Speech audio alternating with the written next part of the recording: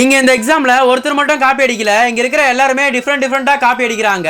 இங்க ஒரு பொண்ணு அவ சட்டைக்குள்ளேயே ஆன்சர்ஸ் எல்லாம் எழுதிட்டு வந்து அதை பார்த்து எழுத ஆரம்பிக்கிறா. இன்னொரு பொண்ணு அவ நகத்திலேயே ஆன்சர்ஸ் எழுதிட்டு வந்து அதை ஒரு பூத கண்ணாடியை வச்சு பார்த்து எழுதுறா. அதுக்கப்புறமா இன்னொரு பொண்ணு ஒரு பேனாவை அவ கண்ணுக்கு கிட்ட வச்சு அப்படியே உத்து பாக்குறா. இவ்வளவு மாதிரியே அங்க ஒரு 4-5 பேரும் அதே மாதிரி பாக்குறாங்க.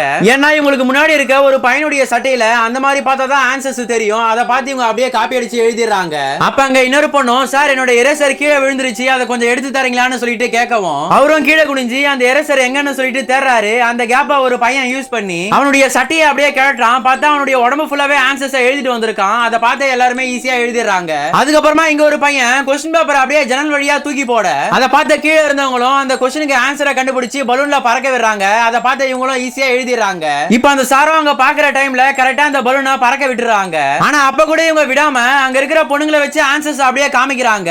அதாவது பேப்பர்ல ஆன்சர் எழுதி காமிச்சா இவங்க எல்லாருமே அதே லெட்டர்ஸ்ல நிப்பாங்க. அதை பார்த்து இவங்களும் ஈஸியா அந்த எக்ஸாமை பாஸ் பண்ணிடுறாங்க. சரி, ஓகே गाइस, நீங்க எக்ஸாம்ல காப்பி அடிச்சிருக்கீங்கன்னா நீங்க எந்த டெக்னிக் யூஸ் பண்ணுவீங்கன்னு சொல்லிட்டு மறக்காம கமெண்ட் பாக்ஸ்ல கமெண்ட் பண்ணிட்டு போங்க.